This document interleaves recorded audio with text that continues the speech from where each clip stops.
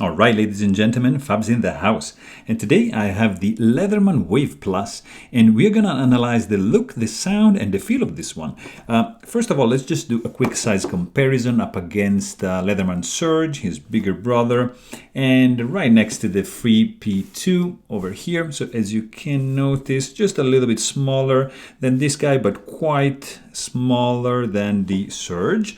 And just because we have them here, is up against the PM3 from Spyderco with a DG camo handle and blacked out blade. This is the PM2, and if you're wondering how this compares in the open position, there you go.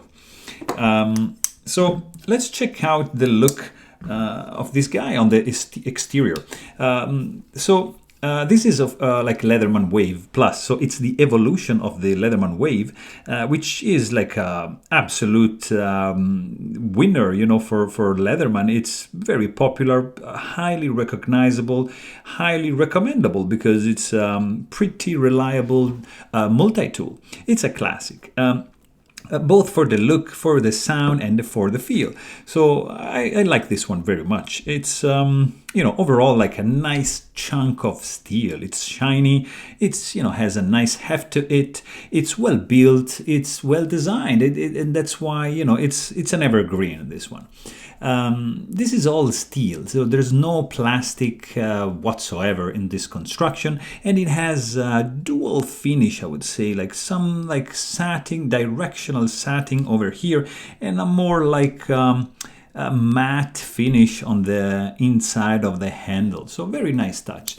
Something that I'm not really a fan of is the lack of chamfering, because I mean, yes, it's rounded off on this side like over here, but you still have some sharp edges like this one. That's pretty sharp.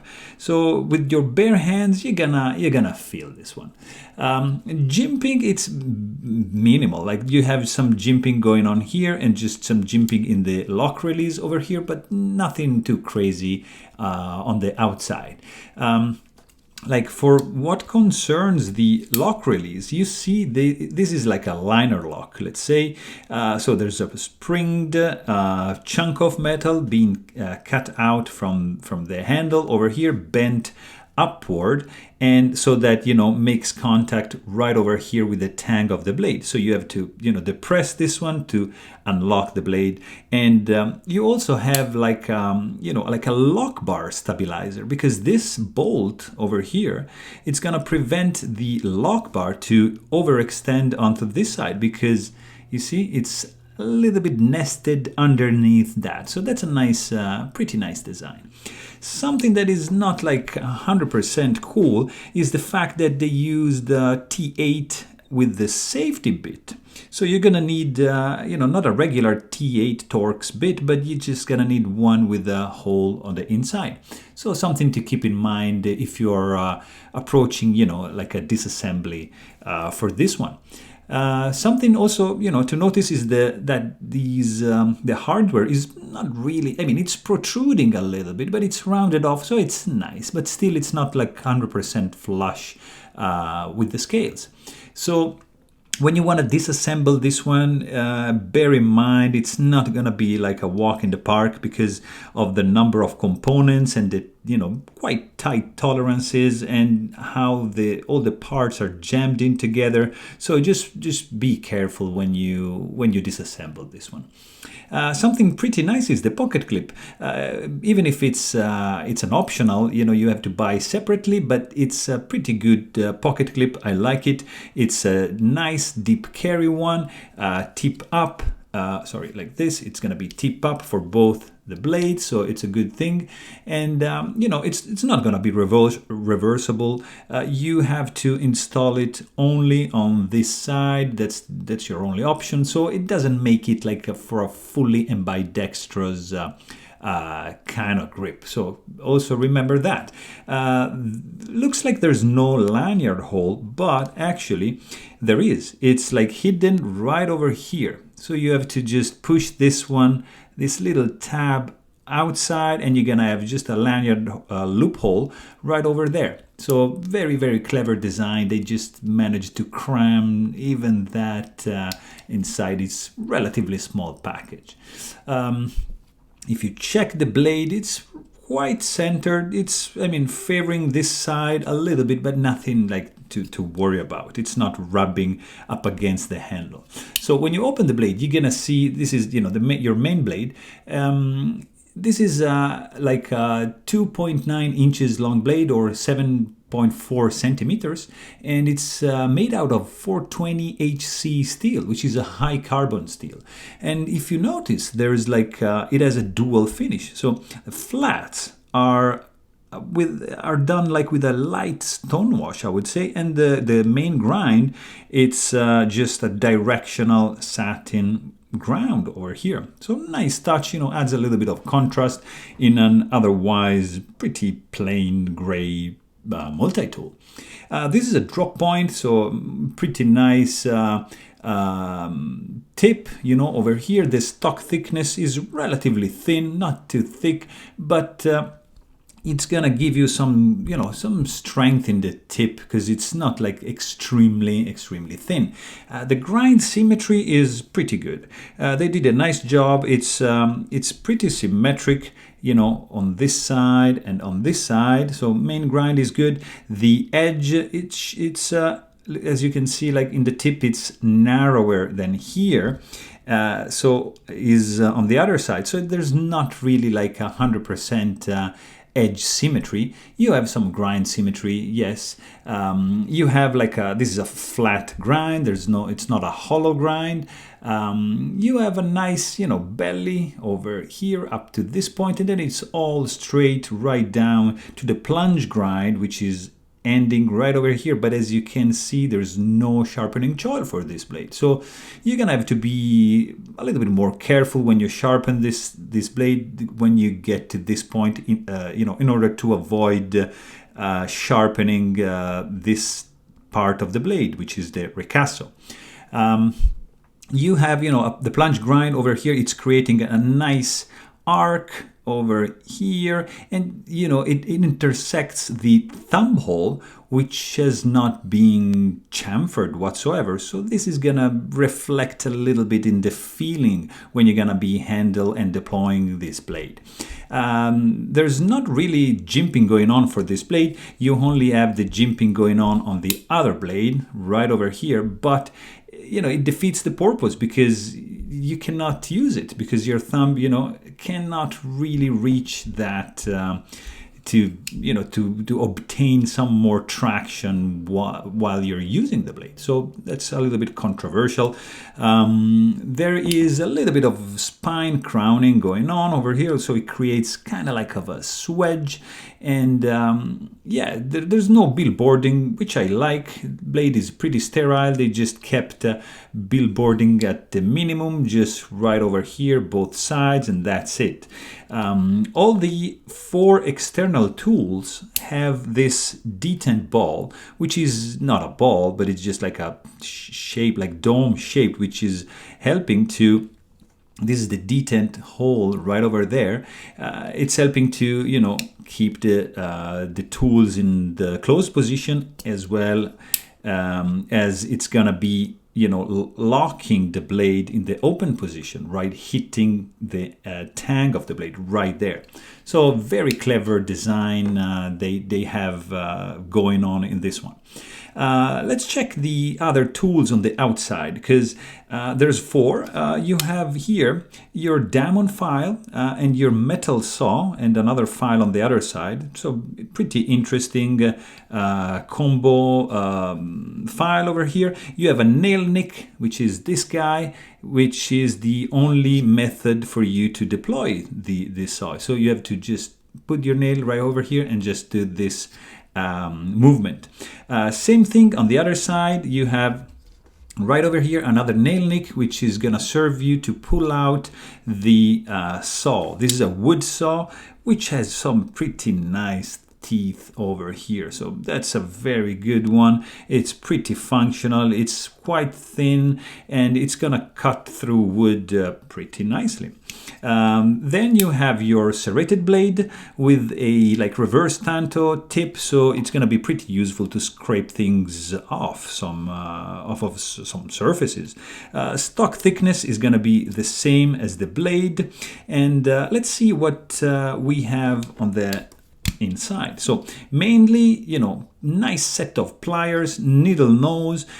They're sporting a replaceable wire cutter. This is a hardened steel, which you can replace if you happen to, mangle this one. So longevity, it's greatly increased over the older version because it wasn't sporting any of this replaceable cutter over here. You have a pretty nice and hidden wire crimper right over there, very good, as well as like if you rotate the handle, you check on this side, you have this very nice bit holder. This is gonna hold your Leatherman bits. For example, they sell a bunch of options. You have like basically some like pretty nice variety of bits just in this little kit you're gonna receive if you buy, but you have to purchase separately. All the bits are reversible, as you can see right over here. They also sell like an extension, so you can reach like maybe some deeper crevices or some uncomfortable spots where you cannot reach with this guy by itself. Next to that, you have your wire stripper over here, pretty nice, with also like a can opener or bottle opener if you want, right next to that. All these internal tools, they are lockable in play when in the open position, and you can release them by just depressing this spring latch over here, which is gonna get out of the way and allow you to rotate the tools and just put them back to store them in the closed position. On the other side, we have like 4 tools, all right, but actually 3 separate, but you see that this is a little bit tough to reach. So you need, this is flush, all right over here it's flush, and you have this 1, 2, and 3 little teeth like sticking out. So you have to pick, you have to know which tool is the one you need, and then you have to jam your nail inside and just pull out the right tool. So that's not like the most clever design ever, but it's working. So you have just to use your nail to pull them out. This is like a nice flathead, medium size screwdriver. It's a quite thick stock, so it can also be useful as a pry bar. So yeah, this is something nice. And then, for example, you see now you want the second one, so you're gonna make sure that your nail just goes here and pulls out this one, which is an eyeglass micro screwdriver. So very tiny, flathead over here, and Phillips on the other side over here. So pretty interesting design. So very nice. It's not the most comfortable bit to pull out. These are your scissors. As you can see, you need to rotate this in this position in order to store them back. Otherwise, if you forget and you're gonna have them like in this position, there's no way, they're not gonna go anywhere. So they improved this one in the free series, so this design is gone. But in this case, this is what you have. So basically, yeah, that's it for the tools. Let's hear some sound, because it's when you open the blade, this is what you hear. It's a nice clack. It's solid. There's no there's a little bit of grinding. I don't know if you can appreciate, but this is like pretty, you know, tightened up. Like also for your file, you see there's some grinding going on because it's just like super tight. You know, like it's tight, you know, so there's not really much space for them to, you know, to cram anything else. So there's a very, very small room, you know, for washers or even lube. So it's pretty tight. Then you, like, if you, for example, if you open the handles, and when you need to just squeeze the handle to lock in place the plier, you're gonna hear this one, which is a very, very nice muffled sound. When you have to close and store the pliers back, this is what you're gonna hear, which is solid. It's like pleasant. It's loud, yes. This is not. The closing, it is loud. So, but it's nice. It's a very listenable clack. Yeah, I like this one very much. So let's check some of the feelings for this multi-tool. This is weighing in at 8.5 ounces, so like 241 grams. And when you use the main blade, you're gonna hold the tool like this, so you're gonna feel that there are some hot spots because, like, you know, it's not fully chamfered. So I highly suggest to use a pair of gloves because you know, jimping is like almost absent. The reverse grip, yeah, works, but you're gonna have like hot spots here and hotspots here. So if you use, for example, the other blade on this side, if you have the pocket clip installed, you're gonna feel it a little bit depending on how you're gonna squeeze the handle. But, you know, regardless, this is gonna give you like a solid feel in your hand when you use these 4 external tools, which are, you know, saw, file, and blade. So it's very important to have a pretty secure grip while using those kind of tools. The texture overall, it's super smooth. You know, it's kind of slippery, I would say. I mean, not too slippery, but it's not like the most grippy ever. But the fit and finish is all right, guys. I mean, for the price, they managed to cram an insane amount of technology in this multi-tool. So I appreciate this one. It's you know, not really many gaps that you can appreciate while checking this out. So it's overall well built. Like if you check, for example, the blades, there's not really any blade play.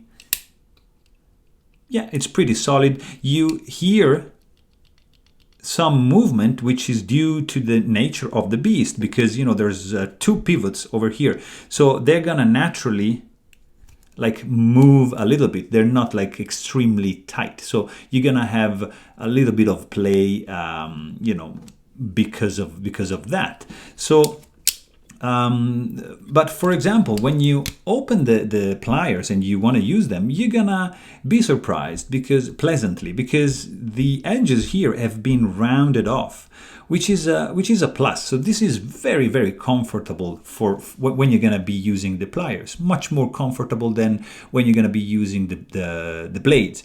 For example, if you check the free P2 in the open position, yes, it's rounded off over here, but look at this. These sides are not exactly round. So you have like sharp corners. So this is going to be less pleasant in the use for the pliers than this guy. So very, very nice. When you close, you know, the tool, you feel that, you know, it's there. You know, it's solidly built. There's no rattling going on. And something you're gonna notice is that, of course, this is not like made for speed. You know, you're gonna have to deploy the blade like that. It's, yes, one-handed open mechanism, but it's slow, and you're gonna feel that there's some friction. You know, as we said in when you're gonna deploy the blades. Something, you know, that it's not 100% nice, it's the fact that they didn't chamfer the thumb holes. So this is something not nice, because, you know, unless you just do like this and like that, all right, but if you decide to deploy the blade with one hand only, you're gonna have your thumb basically staying in this position, pushing downward to deploy the blade. So your thumb is gonna be still, but the blade is gonna rotate. So this area being sharp is gonna mangle a little bit the tip of your thumb. So keep that in mind. It's gonna be tough with the gloves to do that. So this is something you want to do, and maybe just adjust the thumb midway and then just fully deploy. It's gonna be less painful, let's say. Something else to notice is that there's no like guillotine effect, there's no free falling, there's no detent suction, there's no bounce back for this blade, because I mean it's not the point. This is just a pretty solid multi-tool, which I can only recommend you guys, because it's pretty nicely built, it's solid, has a nice look, has a nice sound, and has a nice feel. So there you have it. Hope you guys enjoyed the video. Thanks for watching and stay tuned.